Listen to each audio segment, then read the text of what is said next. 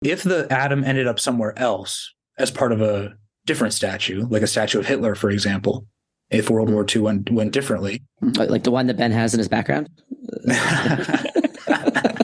Fuck, I was supposed to keep my video off. Yeah. Had the boys over last night.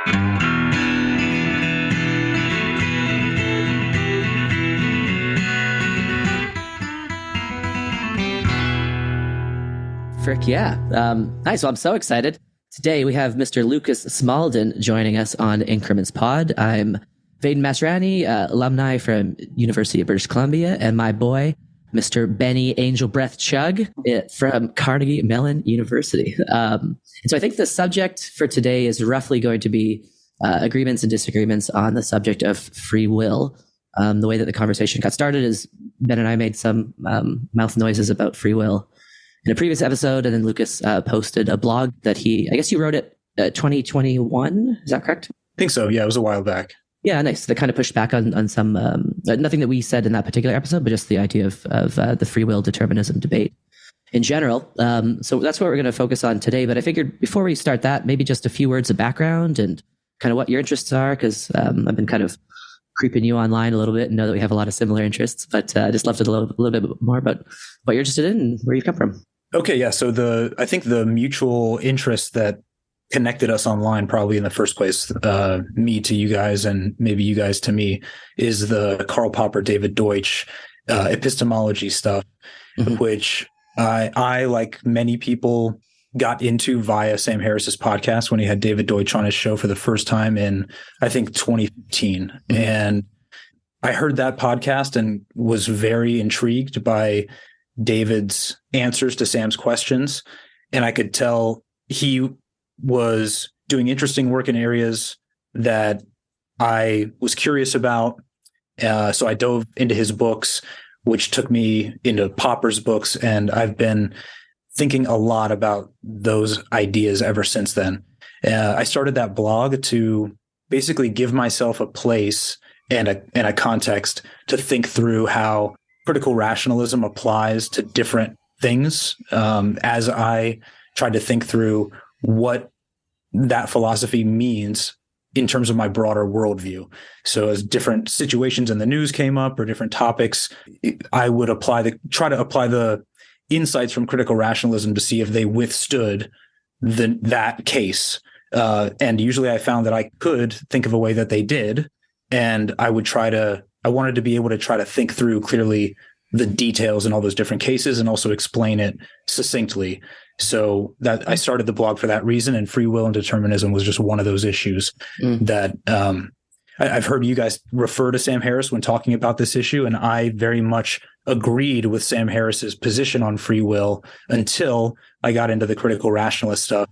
And I've heard you say that the critical rationalist philosophy doesn't change your position on the Sam Harris take on free will. And for me, it has. So I think there's an interesting conversation to be had there.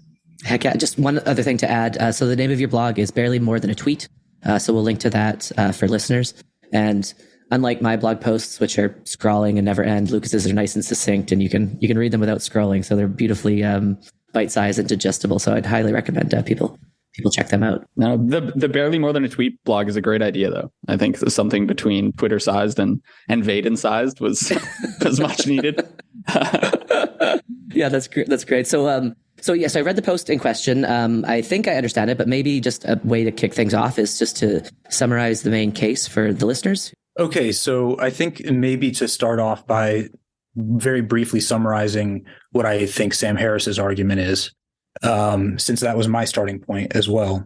He summarizes human behavior and human thought as a stream of consequences that follow from causes that are anterior to any conscious experience or any moment of choice or anything else that could reasonably be described as an instance of free will.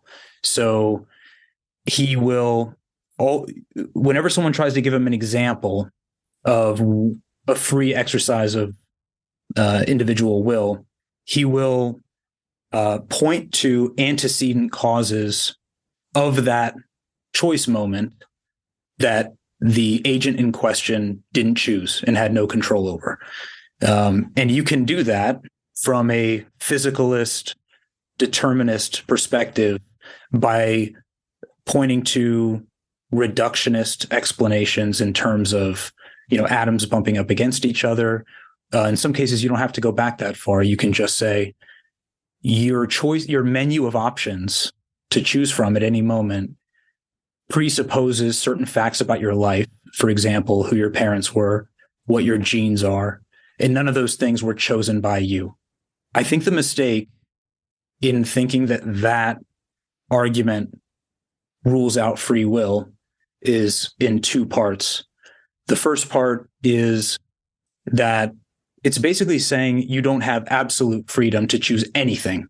So for one example that Sam likes to use is if you're asked to pick a movie or pick your favorite movie or whatever, and I know you guys have discussed that case before with other guests, then certain options will occur to you spontaneously and certain options will not occur to you. And there's no sense in which you are free to choose options that didn't occur to you. And since you didn't choose the options that happened to occur to you, the question of how that's a free choice comes into question, according to Sam.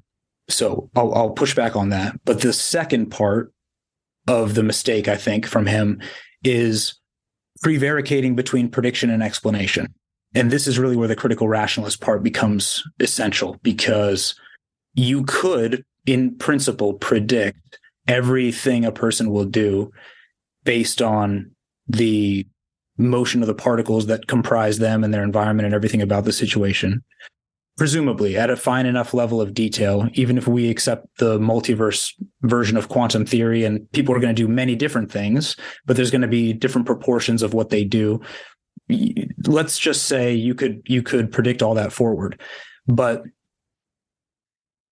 if we accept David Deutsch's criteria for reality as laid out in his first book, that we regard as real those things that are required not in our accurate predictions of outcomes, but in good explanations of what we're trying to understand, then the mere fact that you're able to predict everything from reductionist particle physics isn't that it's not part of a good explanation for choices, right? So as long as the concept of choice is meaningful, even if you didn't pick the movies that happen to occur to you, if there is any such thing as a choice, then the reductionist particle version of predicting the outcome of your choice isn't going to explain the choice. The explanation exists at a different level, which are going to be about psychological factors, probably in that case. Okay, so I think there's a couple different things going on. Maybe to make it concrete, let's just zoom in on the case of someone picking a movie.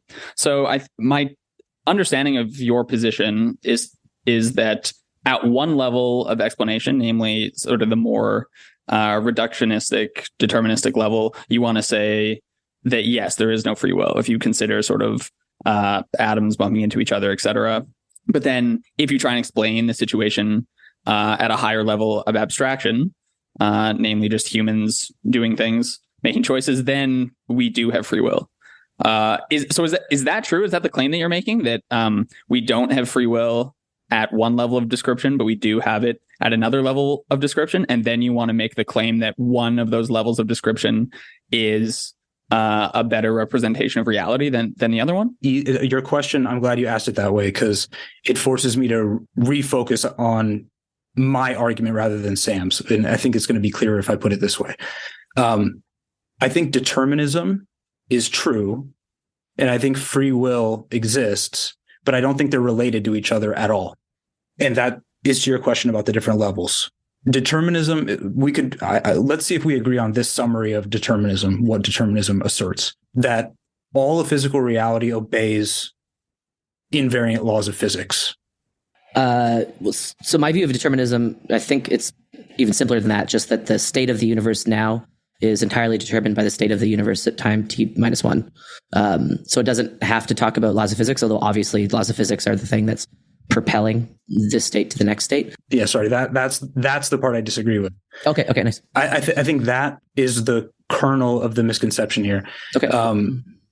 So two things. First of all, you use the word determine in the definition of determinism. And that is, I think, pointing to the issue here. There's an assumption, I think, that people who, when you say there's a conflict between free will and determinism, I think that is a result of thinking that laws of physics are kind of forces. They're propelling things forward. Sorry, that's the thing I'm saying. That doesn't have to be the case in determinism, right? So I'm saying that's not necessarily assumed in determinism. It's just that if you have a system at time t, the system at time t is going to be determined, and it's not circular to define determinism with relation to the core word, right? By what happened before. So I don't need to talk about laws of physics necessarily. It's just now comes because what happened previously. That's all. Okay, well, maybe we agree then. The way I would put it is like this. If we think about a moment in time, like a moment in your day, let's say, before right now, something that you did this morning, that event from the point of view of right now seems to be completely gone, like poof, that you can't access it. It seems to have just dissolved. But it's just as real as the moment you're experiencing now. And that it seems to have a physical materiality to it in this moment. But if you could see the entire structure from the outside, from t equals 0 to the end of physical reality, if there is an end, or if there's not an end, doesn't make a difference for this argument. If you could see it from the outside, you would see there would be no meaning to the concept of the present. And time would be relevant to explaining the structure of this object, this entity, as a whole, because there would be attributes of the structure that, like entropy, for example, right? There's a kind of unfolding happening within the structure that from the outside you would have to explain in terms of cause and effect, and that brings time into the picture. Some of the events within that structure would be explained as agents making choices, and from inside the structure, which is where we are we're experiencing it in a series of presents, right? The present is a meaningful concept for us inside the structure because you can't access this morning, even though this morning you could. So if you could look at the entire structure from the outside, you would see that, like, I think you would view laws of physics, because again, of the Popperian principle that the content of a law of physics is in what it prohibits. There's statements about what can't happen that are never violated by the happenings inside the structure. So, but they're not driving anything. There's a famous quotation someone said, maybe it was Einstein, I don't know, about what breathes fire into the laws of physics. Meaning, like, just because something is a law that's never violated, how does that cause anything to happen? And I think that the answer is it doesn't. That's not what a law of physics is. But cause is integral to the concept of explanation. You might as well just, every time you say explanation, say causal explanation. So I'm not sure if I'm being clear about this. That's why I tried to like condense it in the blog post to the essential points. But I think determinism is about explaining one kind of thing, and free will is about explaining another kind of thing. They're both part of the same structure, but our language is very confusing because it's adapted to the task of thinking from within the structure. So determinism is a super counterintuitive concept for that reason. Yeah, so you are making sense, but I disagree on a number of points. So let me go through them. But before I do that, let me try to summarize what you've said, perhaps using a different metaphor just to see if I'm on the same page. So when you talk about inside and outside the structure, one way you're kind of talking about like a Parmenidean block universe kind of thing. And for listeners who that just sounds like complete philosophical jargon, an easier way to think about it is just take a movie and take like the film strip, right? And then just like put the entire film strip of the movie from the beginning to the end on the wall. Just look at it, right? So from our perspective, we can see everything that's happened in the past and everything that's going to happen, and we can see the entire movie just laid out visually in front of us. And that's what you are talking about when you talk about like outside the structure. Yes. Compared to people within the movie where they don't know that their little moment of time is like film slice or film panel 6,000 and 100,000. And so they're just experiencing time from within the movie as we normally experience time. But from outside the movie, when we're looking at it from like the perspective of like us on looking at the wall, we see the entire thing. And so that's like one metaphor for the inside outside the structure thing. Except of course in our world, we're not a 2D movie. We're a 3D, 4D with time. Okay, so first, that's a decent summary of your view. Would you sign off on that before I proceed to criticize it? I would add to it for to make bring the determinism concept into that picture. But yes, you're accurately summarizing the idea that the perspective I'm trying to get across on the block universe.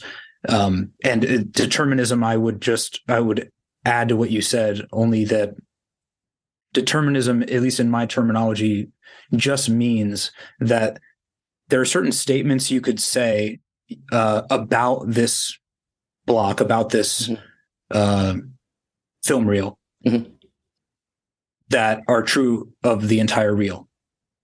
But they're prohibitions, like they don't. No universal law that applies to the whole reel could allow you to predict the details of the things that actually do happen inside the reel. That's not what a law of physics is. Yeah. Okay, great. So nice. So points disagreement, I'll just list them and then I'll go through them in a bit more detail. So first, I think there's nothing reductionist about Sam's arguments. I think you could do all the same stuff, but use memes, ideas instead of atoms. So the very notion of a meme is that a joke forces the teller to tell it, right? And so when you say something like that, you are completely getting rid of the idea that a teller is chosen to tell a joke, because you're putting the locus of causality not in particles, but at a higher level of explanation in ideas. So I think his argument checks out if you want to stick it at the high level. So that's the first point. Second point is when you talk about the film reel or the block universe, you're conflating determinism with fatalism. So fatalism talks about the future.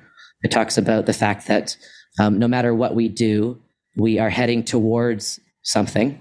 So fatalist theory is about destiny, where determinism makes no claims about the future. Determinism is always about the past.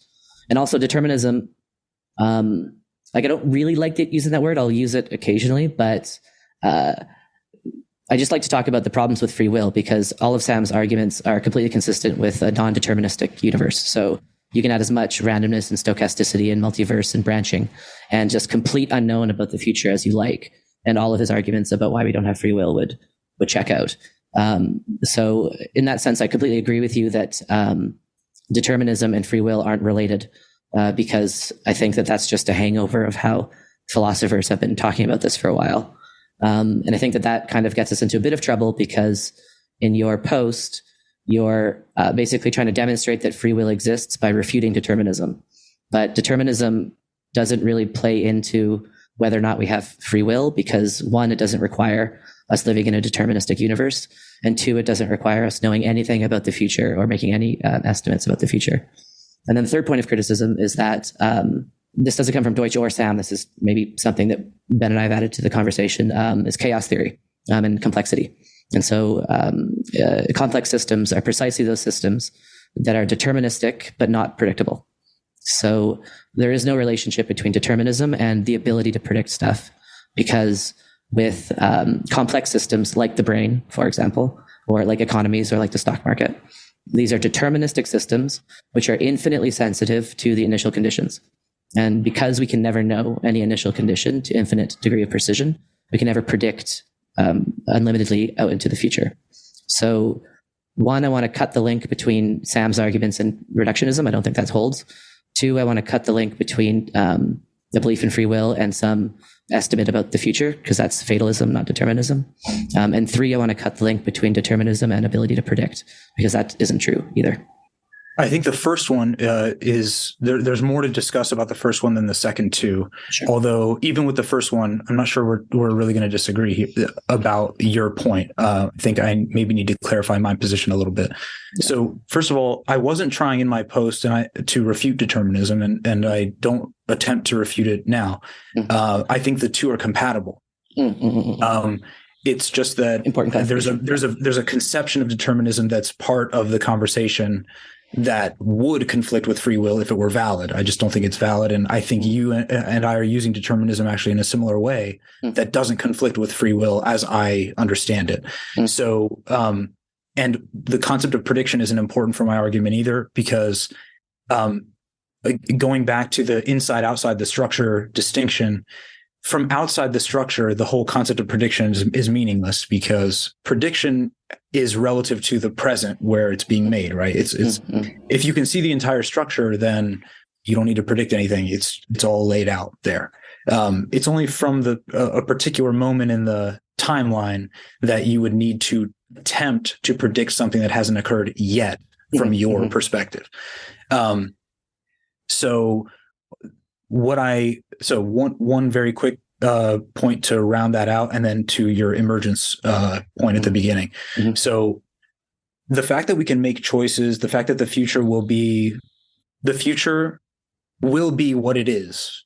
It's not, but that doesn't mean it's fatalistic. It's just that the future only hasn't happened yet from the perspective of us now, or the perspective of us at any moment prior to the time we're calling the future. In the same way that the past exists, like this morning exists just as much as the present exists, it just doesn't exist now. And our language is confusing because to say exists is present tense. So that's why in the post I assign special meanings to certain temporal words to try to express in English a concept that English itself doesn't provide the words to express. And that's why I think this conversation gets very tricky. Was that intelligible before I move on? Do you know what I'm saying? Kind of. Like, I don't know how difficult it is to express the concept when you just use the metaphor of a film reel, right? So I don't know if English really suffers to express that if you just use metaphors. So that's one thing. But I guess I have no position on whether or not the future exists or doesn't exist. I think that's a decently open question that the physicists are still grappling with. So if you tell me the future exists, I'll just take your word for it. But none of my arguments or beliefs about free will really have that has nothing to do with anything I think about free will. I think this is very interesting. So it might not have an implication directly for the free will disagreement, but can I just probe a little bit on this? Yeah. Does the future exist? Because I think this is just conceptually a very fascinating subject. Like if we acknowledge that the past is just as real as our present is, it's just inaccessible to us now. Like what you did this morning is just as real physically as what we're experiencing physically right now. It's just that from here we can't access it. Do we agree about that? Well, that's even a little tough because time has an arrow, and so it's real in a sense, but it's certainly not real in another sense. Like the past is inaccessible to us, but the present is accessible. So even that distinction means that there's a difference. From within the structure, there's a difference. Yeah, but we are always within the structure. Like it's the metaphor of the movie only applies because we can actually step outside of it. But unless you want to talk about an omniscient deity or God or superintelligence or something, I don't know how far this notion of getting inside and outside the structure will take us. And then with the future, like I don't know enough about the multi-worlds interpretation because that's not so much my bread and butter. But I thought that part of that was that there's a possibly infinite number of possible futures, and so I'm just completely agnostic to if there's one future or many futures. I don't know. I think that's just a physically and philosophically open question. And while the past is certainly more real than the future in some sense, it's definitely a different kind of real than the present, because the time dimension matters, right? You can't go backwards along the temporal dimension like you can around the spatial dimension. So we're constantly moving forward, and that in some sense makes the past less real, because you can never get back to it. But all of this seems completely detached from Sam's main point, which is what he's added to the free will conversation, which I don't think you've addressed in your post. I'd love to move the conversation there when you're ready. Is just our subjective experience of not having free will, right? So the point of the choose a movie example is that when you actually think about the process of where your thoughts come from, you realize that you have no control over them. And so whether or not the past exists, whether or not the future exists, whether or not we can get inside or outside the structure doesn't change the fact that when I meditate, I can't control my thoughts. And when I can't control my thoughts, when I try to meditate, that is pretty direct evidence that I can't control anything else. And so that level of Sam's analysis is, I think, what he's brought into the conversation, and what so far your analysis isn't totally addressing. And that would apply even if you were an actor in the movie who had to meditate, right? So even if you're in the movie and you feel like you have free will from that perspective, if you start to meditate, then you realize you can't control your thoughts. And whether or not you can see the end of the reel or see the beginning of the reel has little bearing to the fact that an actor within the movie, when they try to meditate, can't control their thoughts. And if you can't control your thoughts, then by what sense can you say you have free will? And that's why I agree with you earlier when you said that the relationship between determinism and free will is quite tenuous. There might not even be a relationship. And I totally agree, because we can talk about past and future as much as we like, and that's all great and philosophically interesting. But where the metal meets the road for me is that when I went to do the thing that Sam Harris suggested I do, which is, okay, man, if you can meditate, or if you can choose, let's just try it on the simplest possible case, like choose a movie. And I was like, shit, he's right, I can't. And so you have to attack the subjective component of his argument as well for me, because that's where that's the part where I flipped instantly. And that's not about the metaphysics of time and the future and the past. That's about just try it right now and see what you experience at the higher level of explanation. So this is the levels of brains, of ideas, and of consciousness. This is not a reductionist thing. This is at the level of ideas and thoughts.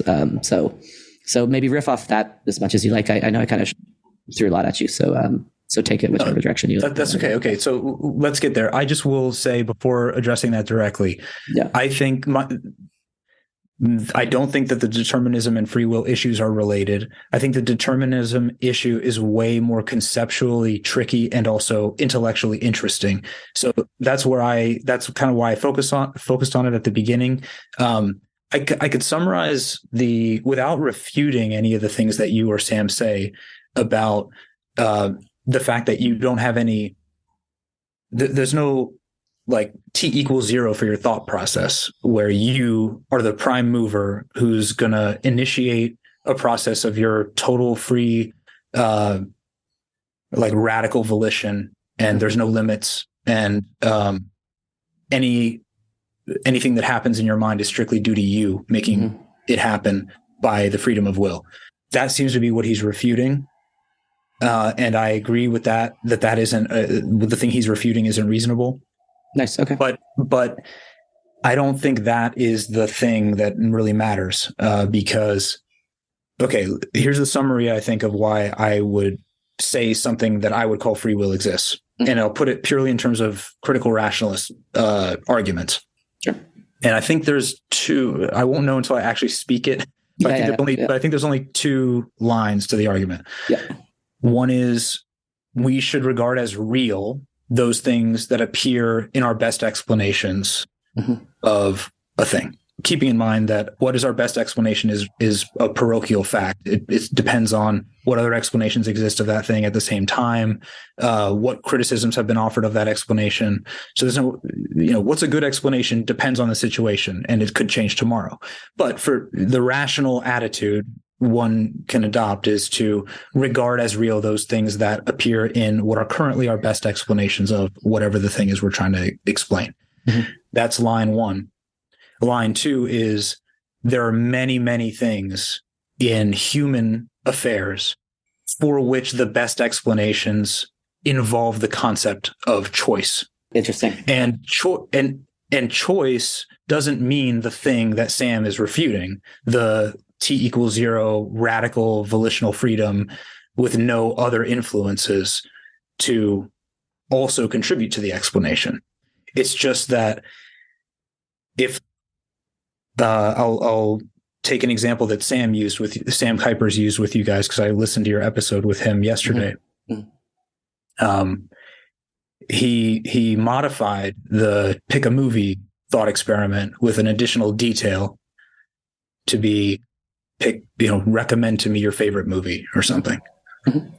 Now, it's true still that whatever movies he thinks of, it's possible he won't even think of his actual favorite movie for whatever reason. And then tomorrow he'd be like, fuck, I should have thought that's actually my favorite movie. Didn't even occur to me.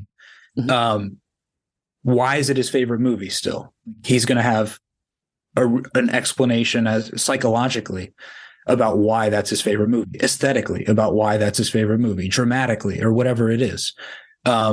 So he's choosing that movie for reasons that are psychologically salient to him. And although he couldn't have picked a movie that he didn't think of, there is a reason he thought of that movie. In other words, it's just meaningful to say he chose that movie without having to say that it was a T=0 radical volitional choice with no other influences on it. I don't see those two things as mutually exclusive. Oh, I have such a different view, but I've been talking a lot, Ben, so I want to make sure that I give you some space as well. Well, no, I just want to, maybe for the benefit of me and the listeners, maybe I just want to summarize where we're at in the conversation, because I think if I'm conscious of the fact that if someone hasn't read your post, I think the inside of time view and outside of time view and stuff may have lost some people. So am I correct in assuming that the original point of your post was to just draw this distinction between basically the block universe view of things and the within time view of things, for lack of a better word, and to say determinism is a useful theory when we're looking at the block universe, when we're taking the block universe perspective on things. But then as soon as we actually enter this perspective where we're in the movie and we're characters in the play and we experience time, that's when we should talk in terms of choices and stuff. And so these are just two sort of different perspectives, not mutually exclusive, to have on free will and determinism. So it's in that precisely that sense that they're not mutually exclusive. So one, I guess, was that a correct summary? There are two different explanations that address problems that are in completely different realms of inquiry. So determinism is explaining basically, I think one way to think of it is it's an explanation of what a law of physics is, because it's a way of pointing to the fact that physical reality is a unified thing, which this is a metaphysical proposition that could be false, right? But I think this is what seems to make most sense to me. That's just not the same kind of question as the kinds of questions that choices are involved in the explanation of. Choices are not part of a theory of physics, as long as they don't contradict each other. Like if we take very seriously the critical rationalist maxim that explanation is much deeper than mere description or prediction, then we should be interested in the fact that there are good explanations at all these different levels that address the different questions at those different levels, that don't contradict each other. We should, I think, take those explanations as good in their domain on their own criteria, on the criteria of the problems that they're addressing, and just be satisfied with that. As long as they don't contradict each other, I don't see the problem. Yeah. So I guess my claim now. So I think, putting aside that distinction, then I think what I would want to say, and I'm pretty sure Vaden would want to say, is even when we're considering things from within time, free will and choice is actually not they're not needed to explain certain kinds of events. It's a terrible explanation. It's the worst. It's a terrible explanation. Yeah. But also explanations. Yes. Yeah. It does. Yeah. You've killed explanation, Lucas. Yeah. Sorry, I have to explain that more. So I think, one interesting thing that you just said, which I would certainly take issue with, is the idea that these things are not in conflict with one another. And we should take different explanations seriously at different levels, and that's all well and good as long as they don't contradict each other. I agree that's definitely true, but I think you're making that precise mistake when it comes to free will. So let's move to another domain that's not free will. So let's take something like emergent behavior in the marketplace or something like, so the price of stocks and bonds. This is like a high level explanation that emerges out of many humans making various choices about prices and what they want to buy, etc. So the right way to think about this is certainly not at an individual human level, and not at the level of individual human psychology, right? If you're trying to explain the stock market in terms of the actions of a single individual or the brain chemistry of a single individual, you're going to have a tough time doing it. And this is where reductionism runs into trouble. And this is why Popper and Deutsch are so useful in pointing out that actually it's just much better and totally valid to explain the stock market, not by appealing to brain chemistry or atoms at the end of the day, but by explaining in terms of emergent human behavior. And that's a totally valid way to describe this. The key there is that if you start talking in terms of human psychology, at no point do you actually contradict the explanation of what's going on in the stock market as an emergent phenomenon. Those two are compatible. One way is a much worse way to try and describe what's going on, but they're not in contradiction with one another, right? They're not in opposition. Whereas things are in opposition once you start trying to so I take you to be saying, in one sense, we want to treat choice and free will as real because they're needed to explain various things that we see people doing on a day-to-day basis. But this would be in direct contradiction with what we know is going on in their brain, right? So you can't have... Well, because like you said, this T0 thing. So as long as you... So at no point is someone making a decision totally independently of all of their history and genes and past mental states, etc. And you seem to acknowledge that this is true when you're looking at the perspective. The deterministic system. It's all billiard balls crashing into each other, except if you say that there's free will, then all of a sudden you say that there exists some entity in the universe that is outside of the causal chain of events. Sorry, Ben, just to add to what you're saying. Which I took you to be agreeing with earlier when you were talking about T0. Was that not maybe the case? Okay, maybe we can go back and forth on a few points, like more quickly, to make sure we're on the same page. Because I think one thing on the stock market, it's conceivable that the behavior of a whole group of people that is up till now explained well on an emergent level without referring to individual psychology at all could come into conflict with individual psychology if, let's say, an ideology swept the culture that changed the way people want to affect the stock market.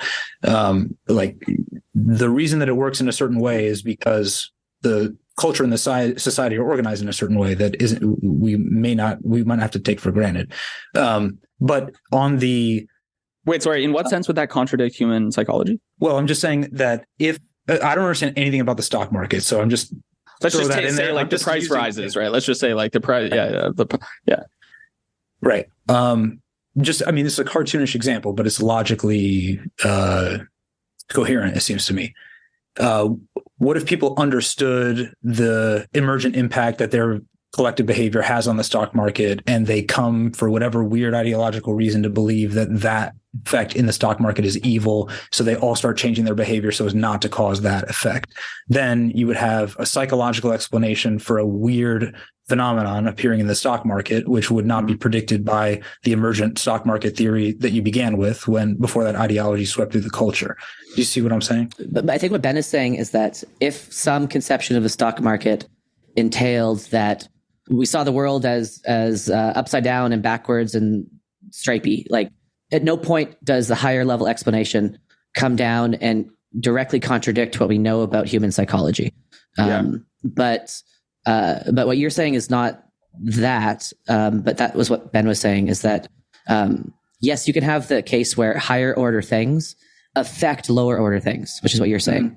But that's not what Ben is saying. Ben is saying that you can have the top-down effect and the bottom-up effect, but at no point will the top-down explanation directly contradict what we know about the bottom-level explanation. Right? Let me use a different example. I do agree with that, I think. So I think we are actually on the same page there. Maybe I was misunderstanding you, Ben. Yeah, sorry. I think I was being a little confusing. Maybe to take a simpler example, and one that I know we're all familiar with because of Deutsch, is in I think the beginning of Infinity, Deutsch uses the example of why is there a copper atom on the statue of Winston Churchill, I believe it is, right? And he says, yeah, sure, you could describe that in terms of the movement of particles. And like exactly what particles ended up where at what time, but that's not going to tell you anything relevant about the situation. The much more apt level of description for that situation is that Winston Churchill helped win a war and is now celebrated as a hero, and we created a statue of him, right? So those are substitute your word description for explanation, because that's the distinction he's making. The particle story isn't an explanation. You could predict it, but it would never explain it. The explanation is at a different level. That's I disagree in some sense. I think they're both explanations. One's a better explanation and tells you much more relevant information about the situation and probably allows you to predict more about what's going to happen to the statue in the future. But I disagree that they're not both explanations. One is very cumbersome and probably impossible to like write down in any closed form because it involves the movement of billions and trillions. If you're answering a why question, you're giving an explanation. Why is the tip of the copper atom at the tip of his nose? Then it doesn't really matter if you're calling it a description of why or an explanation. As long as you're answering a why question, it's an explanation. But I agree, one is better. If that was your main point.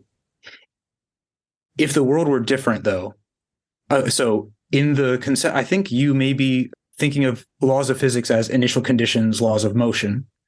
And therefore, it seems like an explanation that if you know the initial conditions, which Vaden you referenced earlier, the atom ends up in a particular location. We can see at the higher level that it's at the tip of the nose of a statue, but it could be anywhere, wherever it is. The initial condition would be World War II. Right.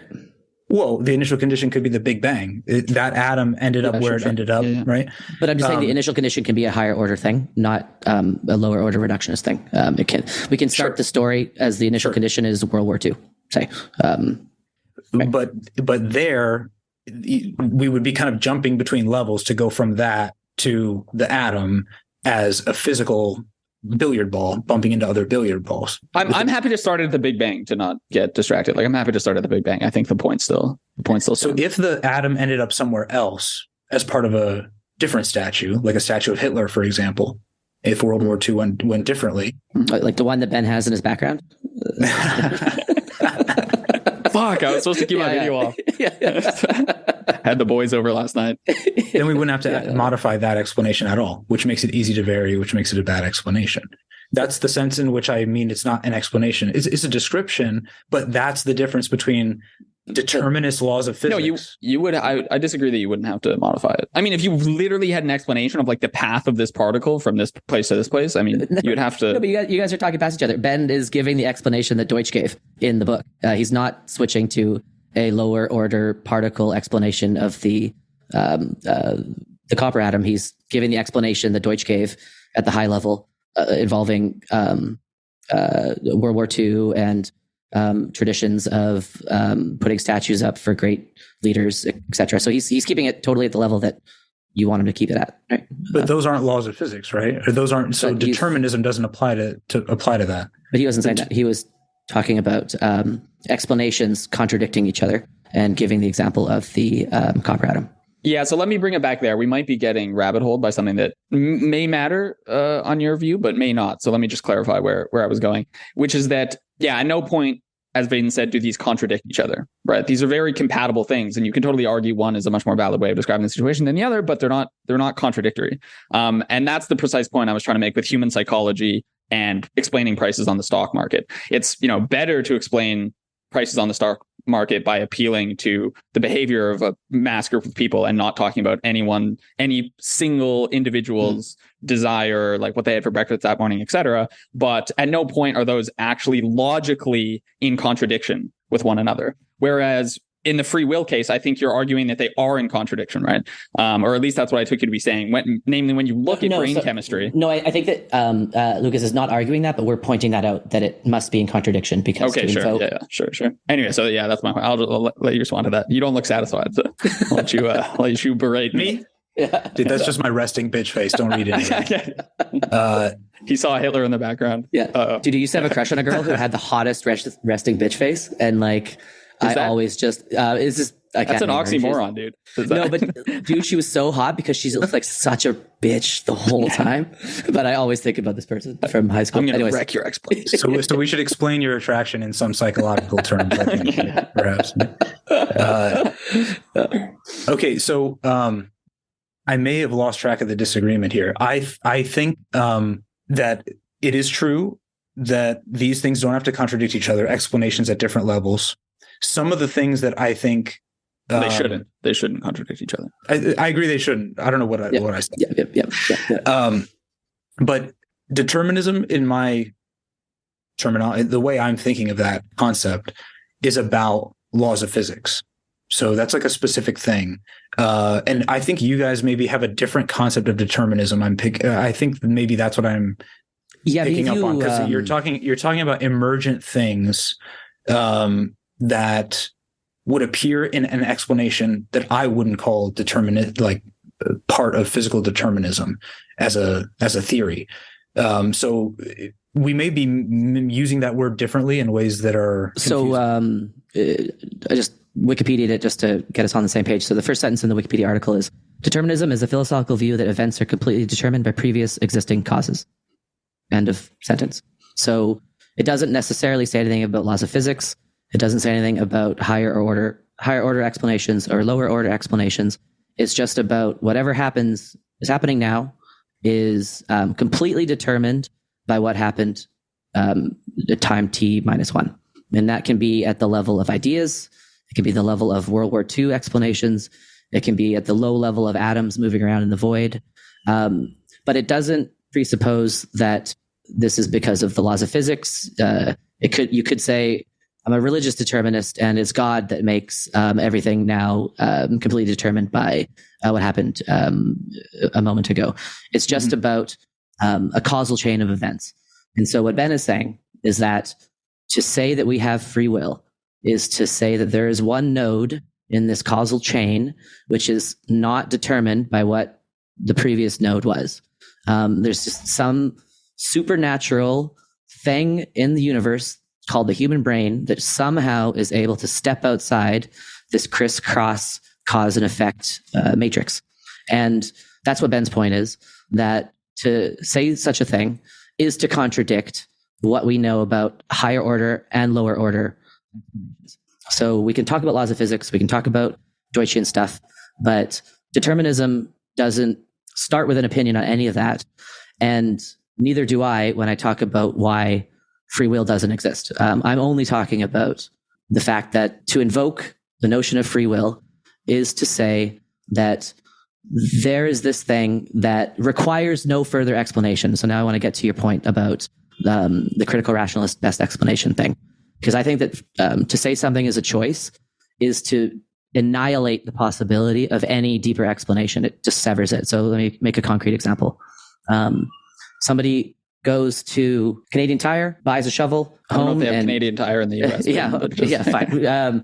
They go to a gun store, they buy a gun, and they shoot themselves in the fucking head. Okay, yeah. Thank you for speaking my language. Jesus Christ. You have to make it American. I forgot. Yeah. I use like healthcare examples. I was lost there for a second. So they blow their brains out. Okay, and you say, why did this person commit suicide? Okay, one quote explanation is you can say, well, they freely chose to do that. That is a non-explanation. That doesn't give you any information whatsoever about why they made that choice.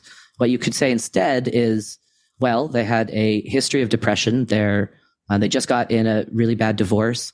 There's a gun culture in the United States, et cetera, et cetera, et cetera. You can start filling in the details, right? So what's happening when you do this? One way to explain what happens is they freely chose to do it. Explanation over, explanation fucking ruined. There's no explanation there. But if you ever say that to somebody, what they're going to say next is they're going to say, why?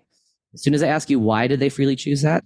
You're going to start talking in terms of Sam Harris. It's inevitable that you're going to start talking that way because you're going to start explaining the causes that led up to their choice. Right. Can I interject here though? Because aren't both of course, just saying he chose to do it, end of story, doesn't explain anything. Precisely because it could explain anything. He chose. There's no additional detail. So by Deutsch's criteria, then invoking choice is a bad explanation. Right? Invoking choice by itself with no additional detail is, of course, a ridiculous explanation. But all the things that you said, all the other things you said, if those are part of the reason for the choice, like you would say he chose to kill himself because, as you said. Yep. But that's Sam Harris's movie example, right? So. Okay, but if that's all that the anti-free will case is, then it seems true but empty to me, because we could say let's say he didn't kill himself, but all the things about the gun culture and about the depression and et cetera are still true of his case. But there's an additional thing, such as he's a really firm Catholic and he believes that suicide is proscribed by God or something. Yeah. So he really wanted to kill himself, but he thought, I might as well just endure this last bit of earthly suffering so I can get to heaven. Okay. You could say, well, it's because he holds that belief that he didn't kill himself, and therefore it follows the determinist rubric. The not killing of himself was caused by the antecedent, the thing that happened before. Yes. But that's in the nature of the concept of a cause, that the cause precedes the effect. So to say causes precede effects it doesn't annihilate the concept of a choice, right? A choice is still a part of the explanation for why he killed himself. It's just that saying he chose to kill himself, end of story, explains nothing, of course. So aren't the two pieces that you're separating together the actual explanation? Not just the choice, not just the causes, but the choice because the causes, the bullet. Yeah. So yes, and actually, no, I agree with both of those points, but I don't think that they lead to where you think they lead. Determinism itself is a non-explanation, 100%. I think this is something that Sam Kuipers said to me that I was pushing back on. Like, I made basically the point that invoking free will isn't an explanation, and he's like, well, invoking determinism isn't an explanation either. And I'm like, I completely agree. Determinism is not an explanation. It's exactly analogous to atheism being described as just a different kind of religion. So atheism isn't an explanation. It's just getting rid of one bad explanation so that we can actually start filling in the picture a bit more. So it's not like I'm advocating for the deterministic explanation for why a guy killed himself. I agree. Determinism itself is a non-explanation completely. But the value of the critique is that people really do think that choices are explanations, and we just need to get rid of that so we can start talking more about actual causes that led to the event. So that's one point. The second point is that yes, choices are still real. And so how can I say something like that? Well, also say that choices don't exist. So I gave a talk about this once in my master's, and I used a thought experiment that doesn't come from Sam Harris, and so it might help to just clarify a little bit for the listeners what I mean to reconcile that apparent tension. So I think in the talk I called it like the Frankenstein thought experiment, just because it's kind of funny. But so imagine you have Frankenstein, and then like Frankenstein's monster. So Frankenstein was like the doctor or whatever, right?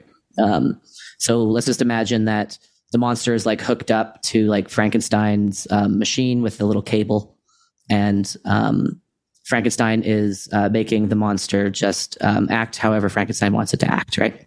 So Just imagine the monster with like a little like in the Matrix, just like right in the back of his head, and Frankenstein presses a button, and then the monster, the message goes down the tube and it's like, lift your right arm now. The monster just obediently lifts his right arm, or jump up and down, or flap like a duck. Doesn't matter. So we would clearly say that the monster has no free will, no ability to choose in this instance. But what would the illusion of choice look like? How would you give it the illusion of free will? Well, exact same setup, except you put the probe a little bit deeper into the monster's brain, and you'd send wants down the line. So instead of lift your right arm, it's you want to lift your right arm, or jump up and down is you want to jump up and down, right? So now the monster is still completely determined by what Frankenstein is telling it to do, but it feels like it's choosing to act on its wants the whole time, right? So it has the feeling of choice. So the choice is now a psychological state. It's a feeling state that is different from the previous situation. But yet there's zero free will. We know that there's no free will. And so the argument that Sam Harris is making, and that we're making, is that we're all the monster, except Frankenstein in our case is the complex mixture of genes and environment and upbringing and neurotransmitters and all this good stuff from science that we know about, right? Secondly, it's completely trivial to program choices into robots. So you can program a choice into a robot using an if statement. This is something that like every programmer learns in the first 2 weeks of their first programming course. So if this happens, then do this. And you make these if statements sufficiently complicated, then people who don't know how the program works will say, oh man, this chess program is just chose to move the queen to this position. How did it possibly make such a choice, right? But we invoke choice because we don't have a deeper explanation. And secondly, there's still the psychological, phenomenological experience of choosing, but the question is, why do we choose what we choose? And that's where all of the deeper explanations stuff come from. So to kind of conclude, there's no contradiction to say that, there's a psychological component of choice, and a person grabbing a gun and shooting themselves in the head is very different than being shot in the head by somebody else, right? Because in the first case, there's the feeling of choice associated with that. But that's just like Frankenstein sending wants and choices down into our minds. And in particular, this is such a useful view. So it's completely not vacuous to get rid of the idea of free will, because it starts to allow us to explain things we couldn't have explained previously, such as depression, or keep using the war example. So what do people say after soldiers came back from World War I, right? Just you had shell shock, toughen up, just choose to be a better man. Just why are you choosing to cry in bed all day? And obviously we now know that what people thought of as volitional choices were obviously not choices. And you can see this like higher order, lower order wants coming into conflict with each other, clearly in the cases of mental illness and let's say bipolar or depression, where the lower order wants, or you want to stay in bed all day and you want to kill yourself. And that's like Frankenstein's sending all these self-hate talk wants to its monster. I want to lay in bed and I want to cry all day. But the monster is doing this, but it knows, and maybe Frankenstein sends another little want, like, but don't you want to not want these things, right? And that's a very common experience that many people have who are suffering from addiction, or like me. Here's an example. I want to go to the gym, but I fucking hate going to the gym and I don't want to do it, but I want to do it, right? And if you just talk about this stuff in the notion of, well, you should just choose otherwise, man, just toughen up. It's just shell shock. Then one, like, we just realize this is completely outdated and no one talks that way anymore because we have a better understanding of the human mind. But what's happened in those instances? Well, what used to be explained through volition and free will and choice, that was removed. We realized that was a bad explanation. We didn't just flood in determinism and say it's just cause, because determinism itself is not an explanation either. But getting rid of this concept, like getting rid of the concept of God, allowed us to actually have a fuller, richer, deeper understanding of what's actually happening. And so that's the only case that Sam Harrison and Ben and I are making, which is that invoking choices is a obstacle to having a deeper understanding of what's happening, but we can still understand the psychological nature of volition. That's not a contradiction, and that's what the Frankenstein example is trying to get at. So respond to that in whichever way you like. Well, I'm not sure that the Frankenstein analogy totally maps onto real human experience. I shouldn't say experience. I mean, it's a thought experiment. Right? Just to clarify, so it's a thought experiment just to highlight what it means to say that people can have choices but not choose them. But of course, it's not a direct mapping to human experience. But just to clarify, it's just an intuition pump. Right. But what if Frankenstein's monster? Yeah, I screwed that up when I was doing this one at first. Yeah. Requires extra care. What if he could criticize the wants streaming into the pipe? Right. So that's more like the reality. And you could say, of course, the want to criticize the incoming wants is just the same thing. Mm-hmm. But that is why I questioned the substance of the objection, because you could say that about anything.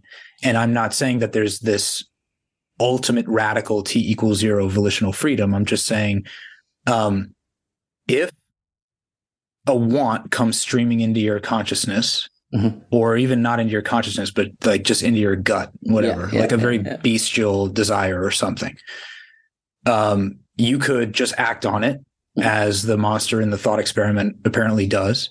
You could criticize or resist the impulse and mm-hmm. not act on it. You could compromise with yourself and kind of like act on it to some extent, but not go all the way, and with some sensitivity to consequences. And there's a range of available options. Mm-hmm. Now, different people will do different things when faced with that. Let's just say, mm-hmm. when faced with that input, that want. Mm-hmm. Now, and then how do we explain the differences among those cases with different people responding to the same input in different ways? Well, if some people are criticizing it and other people aren't, regardless of whether modulo but the want to criticize is or the want to criticize the want is itself not originating with the brain that's outside the deterministic causal network. The explanation for why some people resist the urge will be in terms of ideas. It'll be in terms of theories that they have, for example, moral theories, and their decision to act on it or not may be different for even the same individual at different times as their moral theories evolve. So and this is where critical rationalism, I think, adds something to the debate, because it provides a picture of objective interactions among abstract entities, ideas, or whatever, for sure. that have that are part of the causal picture to explain certain things that we are calling here choices. It doesn't mean that those interactions of abstract things are lifted completely off of the physical substrate that is the context for their interaction and evolution, but they are autonomous in that you can give good explanations of certain kinds of things like choices purely in terms of those abstract things. And to me, again, maybe I'm just misusing the term determinism. It means a lot of different things to different people. Totally possible. Sure. Yeah. But like, to me, calling that determinism is strange. Forget the word determinism. You said it yourself. They have causal power, right? Right. So yes. When you were talking about these entities existing unto themselves, and then you attributed to them causal power, that's precisely what we're saying. Like, what is this causal power? It's the power to influence people's behaviors and ideas and what they want in the world and what they do. I can just give you an example based on what you just said, right? So you talked about what if the monster wants to criticize? well, why did you want to say that? Well, because you, like myself, have been very influenced by David Deutsch and Karl Popper's memes, right? And those memes are the equivalent of Frankenstein sending Popper and Deutsch's ideas down into the monster's head, right? So the very fact that you suggested that is because you are causally influenced by memes, like we are, which led you to say that. And that's great. That's amazing. And that's how critical rationalism, as a meme complex, allows us to better understand why you just chose to say the thing you chose, right? Because we have a better understanding, we have a better explanation, right? But if I just said, well, Lucas just chose to say that because he chose to say that, like, there's no way to talk about causes of choice from the perspective of we have free will, because the answer is always, well, we just freely chose to do it. End of explanation. If you want to invoke causes to explain why we freely chose to do something, then you are firmly on Ben and I's side of the conversation here.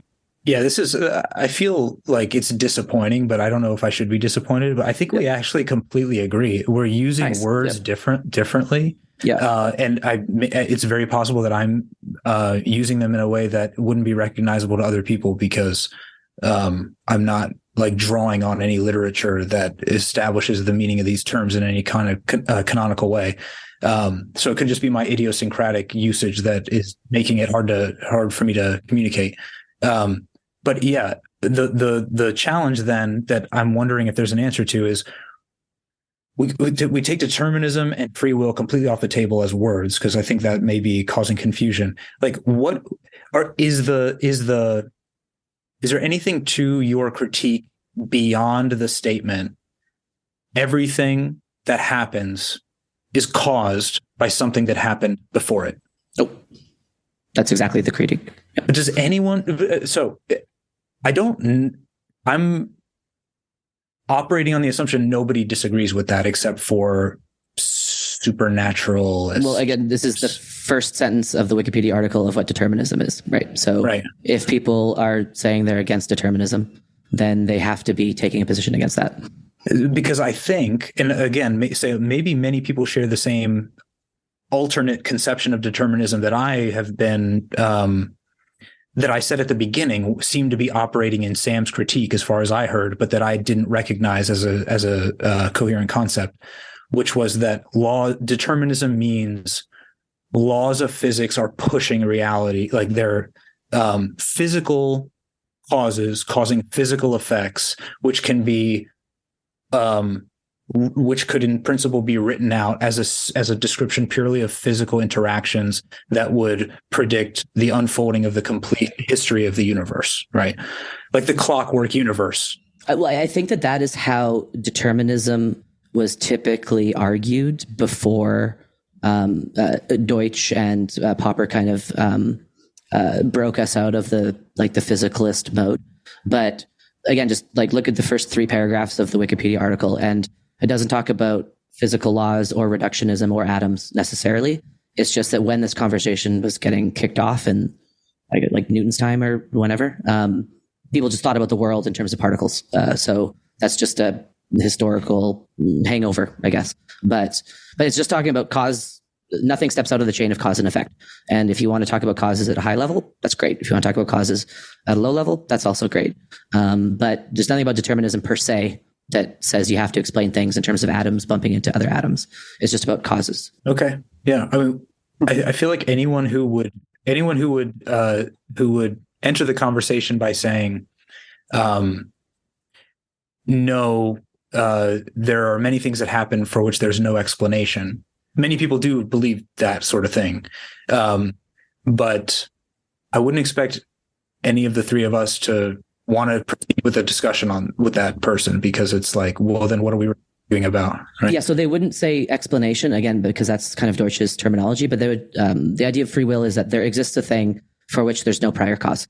And so we would just say, now kind of because we're all influenced by Deutsch, we would say, free will is a thing for which there's no explanation. Because like you said, causes and explanations are very synonymous in many cases. But that's the thing that Sam Harris and I and Ben are arguing against, that there exists a thing that can step out of this causal chain or this explanatory chain, if you want to use that language. But it's the same thing that's that we're challenging. Yeah. Well, I completely agree with you guys then, because successful conversation. that would be equivalent in the critical rationalist terminology of a supernatural explanation, which would be infinitely easy to vary, and so a bad explanation. Yeah. And determinism isn't offering an alternate explanation. It's just saying everything has a cause, man. So okay, but can we maybe it's just like self-indulgent, because I seem to be more interested in this than you guys do.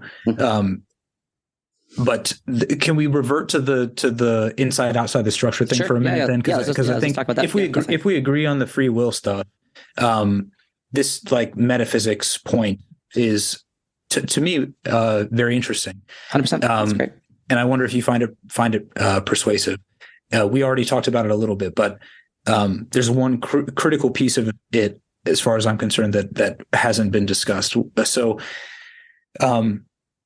if physical reality exists, if we recognize the world at our present that we interact with, if we recognize that there was a past world, like when I started this sentence, that now seems completely inaccessible to have just evaporated, but we also recognize via general relativity that simultaneity is relative, so that there is no present. There is no objective present, right? Exactly. Then the difference that you, Vaden, were making at the beginning of, well, the past and present may be more real than the future objectively, and therefore the future may be open in a way that the past is foreclosed at present, seems to evaporate. No, if there's no objective present, then if the present is the bifurcating moment that separates past from future, and yet present is inherently a relative concept physically, objectively, well, then I think wouldn't we have to assume that the whole span exists in exactly the same sense if you could view it from outside the structure? I think general relativity doesn't say that things are unlimitedly non-simultaneous. I think it's within like a light cone, or there's some exactly. Yeah, there's some parameters. So it's not as if every possible thing is happening at once, unless you want to invoke multiverse stuff. So there's still some bound on that. But so with that said, can you repeat your question? Because I think I was getting hung up mentally on the fact that it's not that every present happens at once. We can't go back to the dinosaurs and forward to the big crunch or whatever. There's a window. And I hadn't thought of that, and that may change it in very important ways. I'm not sure.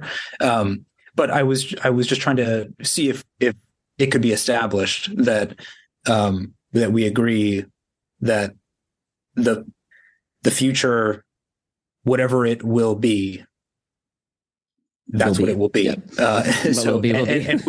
We have to put it that way, because it is the future from the perspective of now when we're having this conversation.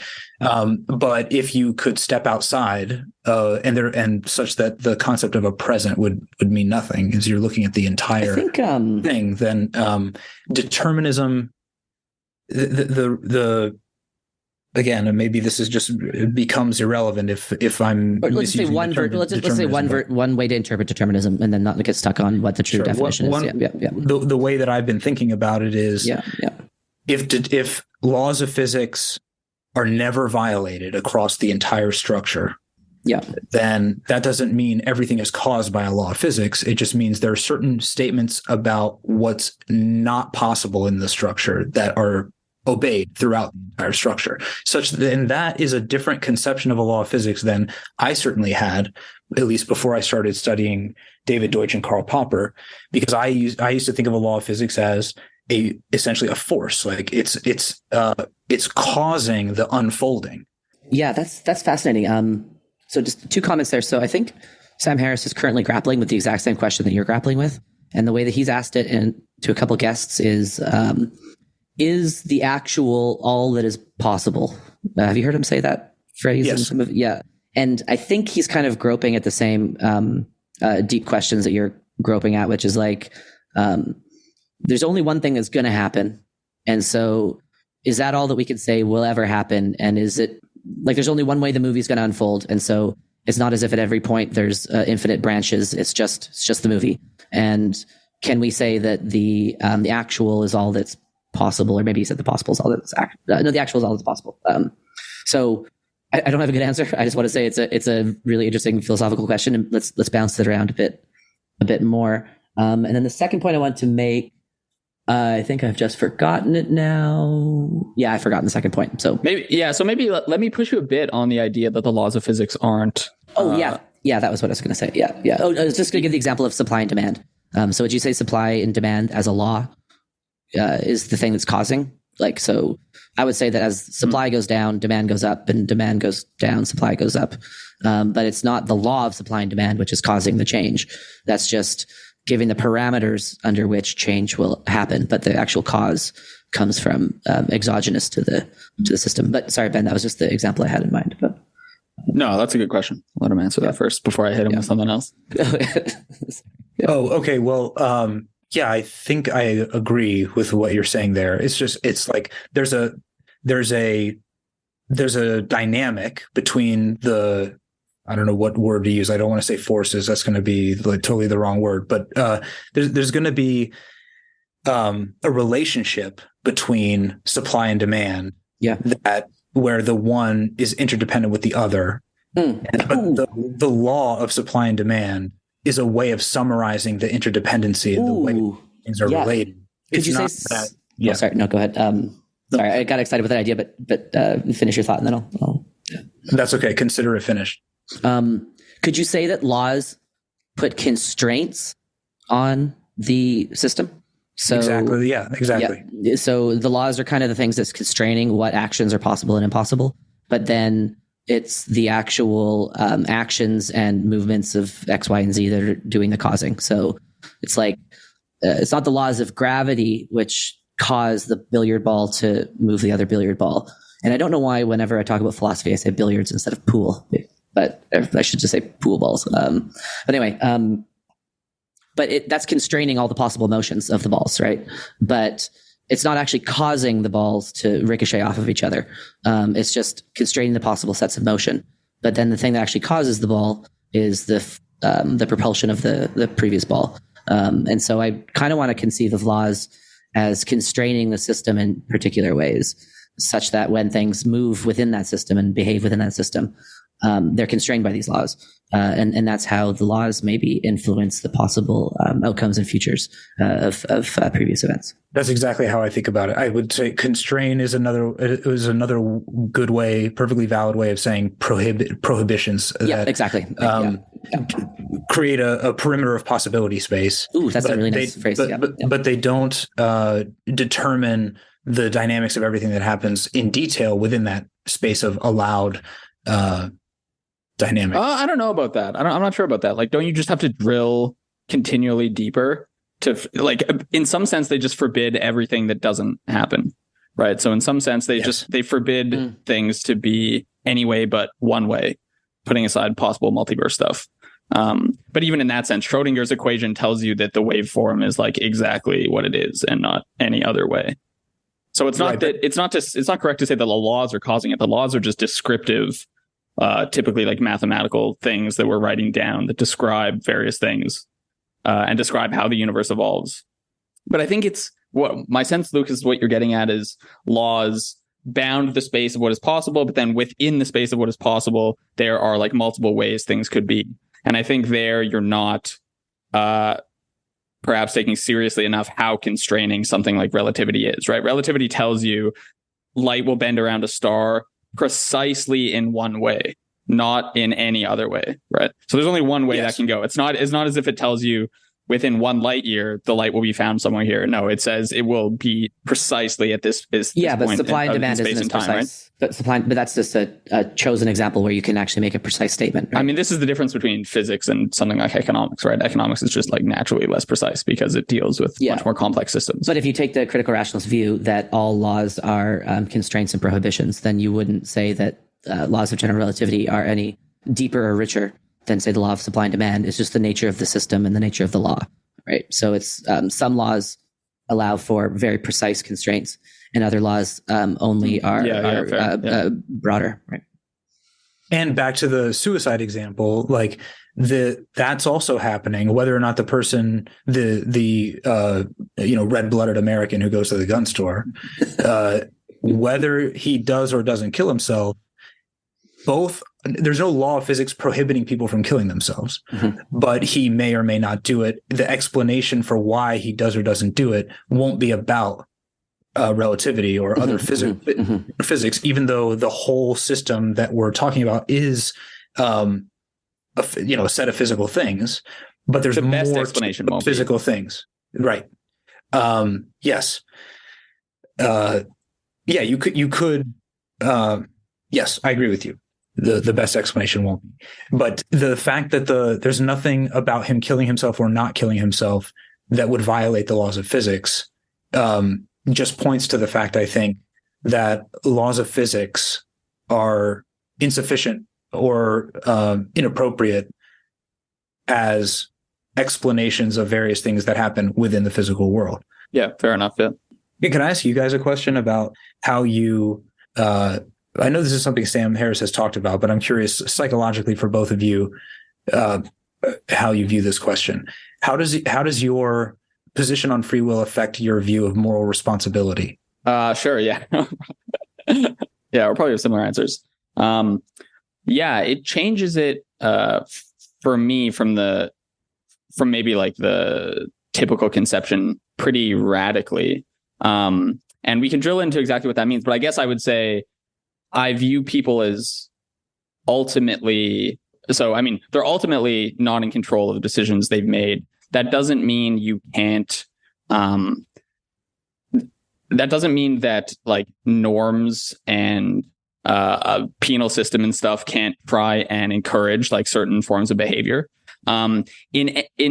In some sense, it makes like cultural norms and how we deal with bad behavior and stuff all that much more important, because you realize that like those sorts of incentive structures you're putting in place are influencing like behaviors at the end of the day. And so, yeah, I think ultimately I sort of bite the bullet and say, in some ultimate sense, there's like, maybe there's different levels of explanation or something here, but like in some ultimate sense, there's no such thing as moral responsibility. But that doesn't mean in some like consequentialist sense, you don't hold people responsible for various actions, both for their benefit and for the benefit of society, right? So there's a big difference between societies. So just adopting the view for a second that like we don't have free will, there's going to be a very big difference between societies that hold people responsible for their actions and those that don't.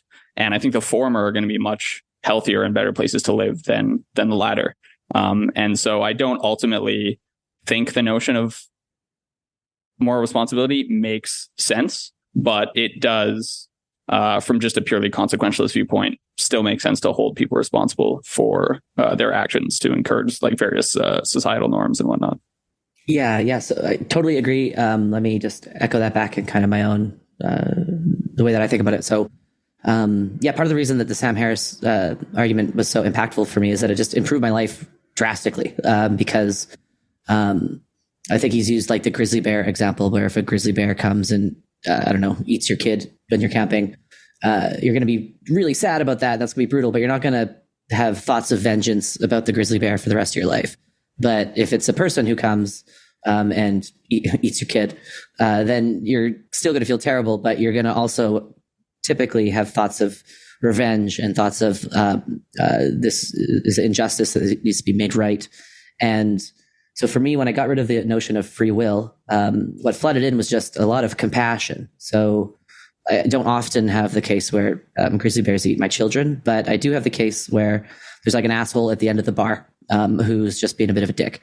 And it's much easier for me to reframe this person as not just being a jerk because he or she just wants to be a jerk and has just chosen to be a jerk, but because, I don't know, maybe they had a friend group that, like, maybe they were bullied when they were younger, or maybe they just didn't have good parents, and so compassion floods in.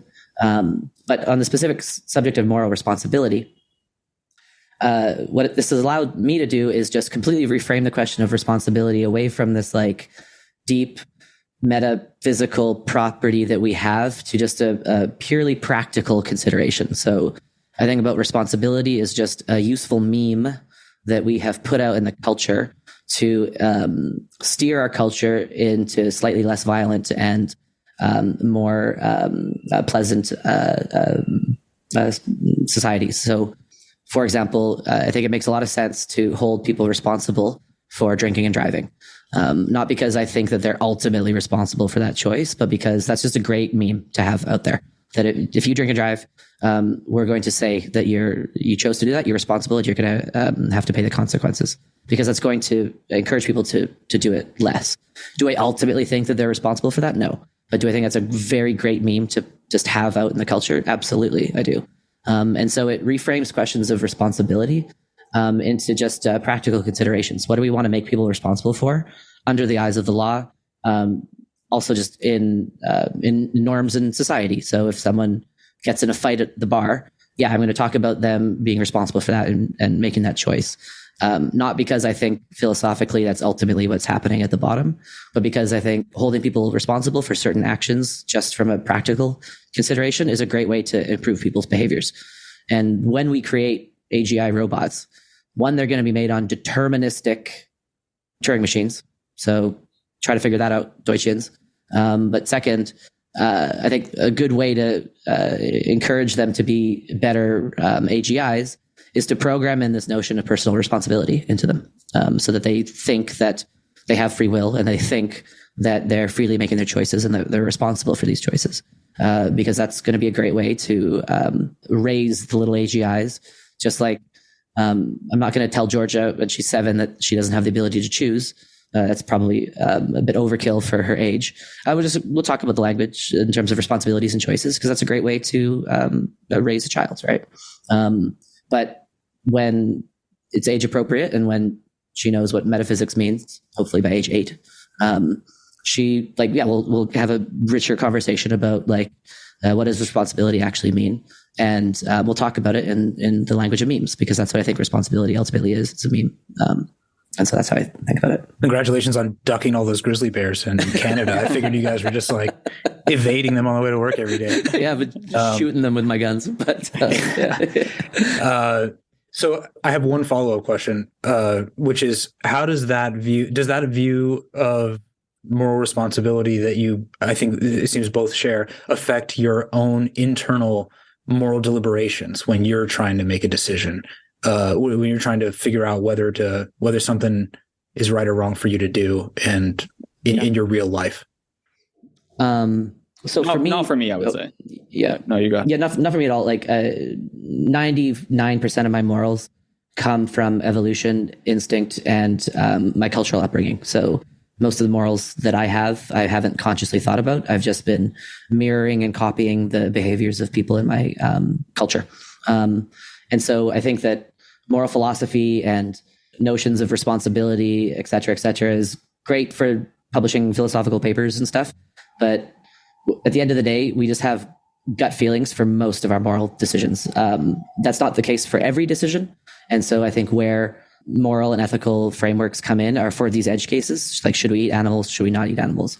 Should we condemn the treatment of women in other cultures, or should we not condemn the treatment of women in other cultures?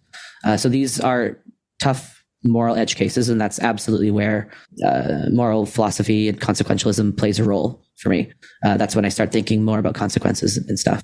But for the day-to-day, I think that myself and the vast majority of us just use culture and evolution to roughly guide us to figure out what's right and wrong.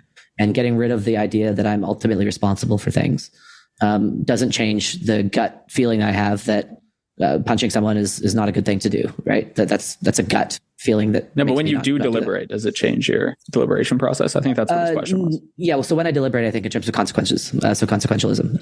And when you think about consequences, you don't have to put responsibility in there at all. But I took your question, Lucas, to be like the recognition that you don't have free will. Does that affect your deliberation process? Was that the question or no? Yeah, I could, if I try to put myself in your position, I have the view of moral responsibility that you guys have. I feel like the internal monologue that I experience when I'm trying to analyze a situation morally where I have to make a decision, and the question is, what should I do? And the situation there, I think of arguments on both sides, and I have to think them through and come to a place where I feel like confident that, okay, as best I can see, this is what I should do. And sometimes that thing is something I really don't want to do, and I have to, you got to push yourself to do the right thing, or you fail to have the balls to do it. And that, like, if I had the view of moral responsibility that you guys have, and then I went through that kind of internal monologue, I think I would feel there was a conflict between my psychological reality and my philosophical position. Interesting. And I was wondering if that had, if you felt that way. But I mean, my position is just like, it's just knowing that the decision, because it doesn't tell you what the decision is. Right. It just tells you that decision in some sense was preordained, which is just going back to like your block universe perspective. So it's just the recognition that, like, in some sense, the movie finishes how the movie finishes. But not preordained, because if it were preordained, then it would be ordained at an earlier time. It's just ordained from a point of view that's outside of time. You see the difference? Yeah, meta preordained, pre and post ordained, ordained all at once, simultaneously ordained. Smordained. Yeah, smordained.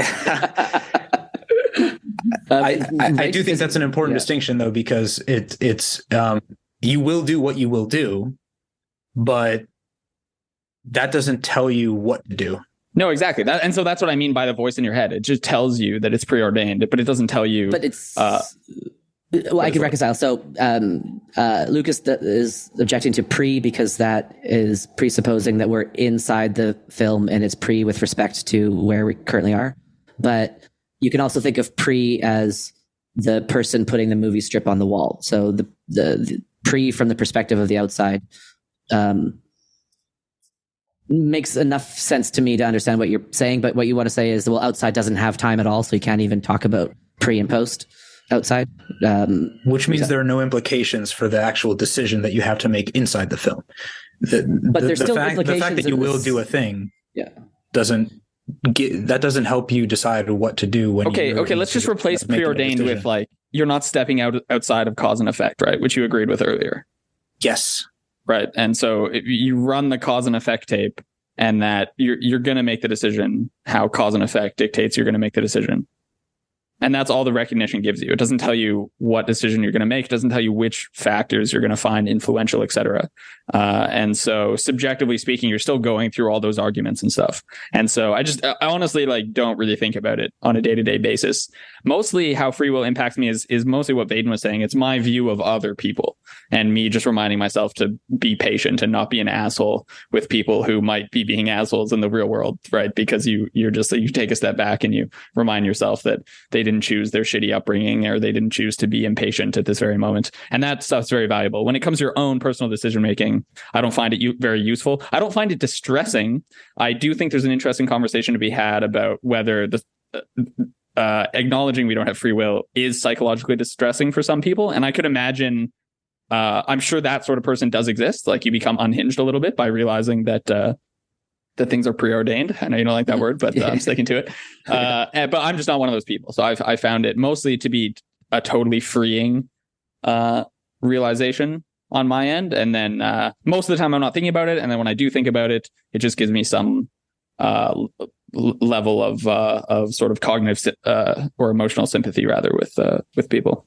Yeah. And just to add, so I think part of your question, and correct me if I'm wrong, but I'll answer my interpretation and then just correct it afterwards, is something like, if you view responsibility as a meme and then you recognize it is a meme, does that take the power away from the meme a little bit?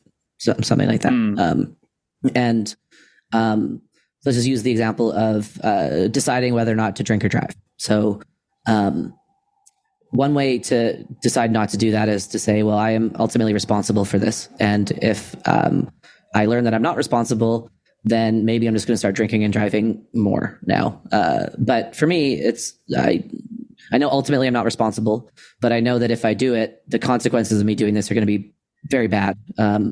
There's a deeply likely that it'll be bad now, or I'll start a habit where it encourages me to do this kind of thing. And so when I'm deciding whether or not to engage in a behavior, Responsibility isn't really the thing I'm thinking about. It's just what's the consequences for my own life. It's like self-preservation and the lives of other people much more that is my focus of consideration. So whether or not I'm responsible doesn't really matter as much as like how many people am I going to hurt if I do this thing. And ultimately, the Big Bang is responsible for everything, but responsibility doesn't really matter as much as just what are the consequences of me doing this, and is that going to be bad or not? So responsibility, I think, matters a lot from a policy and legal perspective, and a norms and culture and values and traditions perspective, for sure. But I think that you can, in all cases, get rid of it and replace it with thoughts of consequences, and achieve all of the same outcomes without the component of vengeance and the component of retribution. So it's more of a rehabilitative approach to criminal justice than a retributive approach. And retribution and vengeance and revenge and hate, these concepts are all fundamentally tied with the idea that someone chose to do something. And so we can get rid of all of those concepts while still keeping the good concepts of consequences and harm reduction and rehabilitation. And so that's why I think reframing it this way is quite valuable. So, but all of those accounts that you both just gave, they involve the concept of moral criteria. So even to evaluate consequences as better or worse, you are invoking moral criteria, and if we all agree, and I think we did agree earlier, that part of the causal chain that leads up to people behaving in certain, choosing to behave in certain ways is their thought process, which could include the analysis and comparison and criticism of moral criteria, different moral criteria that are on the table. And I can think of two interesting cases that happen all the time that may illuminate a key difference between our points of view here. One person is analyzing a situation, trying to decide what to do, and they really want to do good, and so they want to do right. They're analyzing the different options that they have for how to handle the situation, comparing those options against the moral criteria that they can think of and that they put value on, and they make a decision about what to do that they think is the best option they have. So, but let's say that what they're doing is something we would all recognize as something terrible. This is like a jihadist, right? Is a good example of something like this. But then you have someone like the serial killer, for whom moral criteria don't come into the picture at all. And in fact, there may be a certain glee in violating moral criteria that intellectually may be even understood by the perpetrator, but as an act of nonconformity, nonconformism, to put it maybe too mildly, they may choose to violate the moral criterion on purpose because they can see that it's the more morally good standard by which they could operate. So to preserve the ability to morally distinguish between those two people, those two types of evil, seems more difficult to me in your picture. If the moral criteria are only kind of being like backloaded into the analysis by an analysis of consequences, rather than like, what is the psychology of this person like? What is their attitude toward morality like? And what should we think of them as a person as a result of that? Yeah. So that's interesting. And one way to maybe give an example of what you're talking about is like, the golden rule is pretty useless in the hands of a masochist, for example. And so these criteria only really work for people who already have what I was saying earlier, like the 99% just gut intuition already. So I think that most of these moral systems are basically only as good as the person is already moral. I don't think consequentialism is going to be all that great if you're a psychopath or if you're a National Socialist, for example. But more specifically, I think the point you were making is, let's take someone who, maybe I'll just keep using the drinking and driving example, just because it's easy. Someone who maybe accidentally drinks and drives, or someone who commits harm but feels bloody awful about that, compared to someone who commits harm because they just fucking love it. They just want to commit as much harm as possible. And I think what you're saying is, if you take a purely consequentialist lens, the consequences here are the same. And so how can you distinguish between these two cases? Because clearly there's a strong difference between someone who wants to do harm and someone who accidentally does harm. Is that a fair summary of the Yes. Plus, consequentialism assumes the validity of differing moral criteria that are more or less good. Because otherwise, how are you going to tally up the consequences on the good versus the bad side? Yeah. Well, so on that last point, I think that ultimately everything boils down to consequences, because even if you're a virtue ethicist or a deontologist, you tend to argue for the virtue or the rule based on the consequences that it's going to bring about. So, and this never happens in reverse. You never have a consequentialist arguing that the consequences are so valuable because of the virtue or of the rule. So I think everything ultimately bottoms out in consequences, but that's a secondary point. I think the main crux of your question is to distinguish between the gleeful psychopath and the accidental killer or something like that. And the misguided murderer. And so there, I think, is where we start talking about intentions. And intentions are very morally and philosophically relevant, because when we know someone's intentions, we're able to have a better estimate of the kinds of actions they're going to engage in the future, and thus the kinds of consequences that are likely to come about from this person in the future. So intentions matter a lot, because if you intend to kill somebody, then there's a very good chance you're going to do it again and again and again. And there's going to be more and more bad consequences coming from a person who intends to cause harm, compared to if you intend to not cause harm and you accidentally cause harm. While the consequences in that specific instance might be the same, we have a pretty good model of how to predict what you're going to do in the future. And again, it still bottoms on consequences, but it's about using our understanding of intentions as a way to make predictions about what future consequences are going to come. And that's how I kind of distinguish between the two cases. Yeah, I don't know much to add. That's good. Yeah. Unfortunately, I'm getting some, I might have to let you guys hash out the rest of the convo yourself. I'm getting some notifications that I have to run pretty quick. But, let's maybe conclude. And any last kind of thoughts on your side, Mr. Lucas? No, I've got to run to actually and go get my son. Okay. But this was fun. I think we didn't disagree in the way that I thought we were going to disagree, which is always a nice surprise. Yeah, that's great. Successful conversation. Yeah, interesting chat. And I like your guys' podcast. Thanks for doing all the work to put the episodes together. I have not listened to most of your episodes, but that gives me a lot of archive to go back through. Yeah. Well, you got to listen more. No, just kidding. No, it was awesome that you posted a tweet saying you disagree, and I just want to encourage all listeners to do that whenever they disagree about anything, because it'll always just open up really great conversations. And so everyone should follow with Lucas's footsteps here. That we love this kind of thing. So bring it on, baby. It was awesome chatting, and let's hopefully do it again very soon. Let's do it. Thanks, guys. Thanks.